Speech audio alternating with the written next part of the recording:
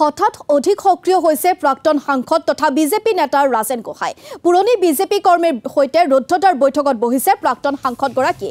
পুৰণি বিজেপি নেতা কৰ্মীৰ এতিয়া কোনো গুৰুত্ব নাই বুলি ক্ষোভ উজাৰিছে ৰাজেন গোহাঁই। ডিব্ৰুগড়ত আজি উপস্থিত হৈ একাংশ নেতা কৰ্মীৰে বৈঠকত মিলিত হয় ৰাজেন গোহাঁই।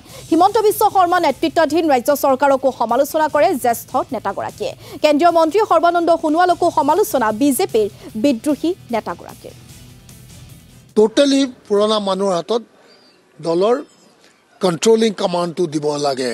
যদি দল বচাব খুজিছে আৰু যদি আজি দলৰ নেতৃত্বই যদি ভাবিছে যে পুৰণি কাৰ্যকৰ্তাৰ কোনো কাম নাই, কোনো দম নাই, একো কৰিব নোৱাৰে, কিন্তু ভয়ংকৰ শক্তি আছে, খালি তেওঁলোকে অকণমানো পিছলি যোৱা নাই, কিয়নো দলটোক তেওঁলোকে অত্যন্ত ভাল পায় আৰু ক্ষতি কৰোঁ বুলি ক'লে কোনো টিকিব নোৱাৰিব। মই কৈছোঁ, হয়তো তেওঁলোকে দলীয় কৰ্মীৰ ক্ষমতাৰ শক্তিৰ ওপৰত তেওঁলোকৰ জ্ঞানৰ অভাৱ হয়তো, সেইটো কাৰণে তেওঁলোকে কৰা নাই বা পাৰা নাই, কিন্তু ট্ৰিমেণ্ডাছ শক্তি আছে পুৰণা দলীয় কৰ্মী। যদি তেওঁলোকে উভতি উল্টা পিনে যাওঁ বুলি কয়, দল থৰথৰকৈ কঁপি যাব। মই কৈ দিছোঁ, মইতো আমি নেতা হিচাপে আমি ৰেচপেক্ট কৰিছিলোঁ, সন্মান কৰিছিলোঁ, আশা কৰিছিলোঁ সৰ্বানন্দক, কিন্তু তেওঁৰ পৰাতো একো নাপালোঁ।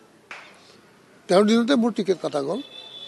তেওঁ হোম মিনিষ্টাৰ থাকোঁতে মোৰ ওপৰত ৰেপ চাৰ্জ আহিলে।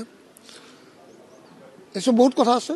গতিকে তেওঁলোকে যেতিয়া ভাবিছে যে এওঁলোকৰ পুৰণা যিসকল নেতা আছে তেওঁলোকক উলিয়াই পেলাই আমাৰ পাৰ্টি বনাই ল'ব লাগে, তেওঁলোক দুইজনৰ মাজত কম্পিটিশ্যন হ'ল না। এজনে AGP মানুহ টানিলে, এজনে কংগ্ৰেছৰ টানিলে, বাকী আমাৰ যিসকলে বিজেপি কৰিছে সেইসকল ক'ৰবাত উপৰি পৰিলে।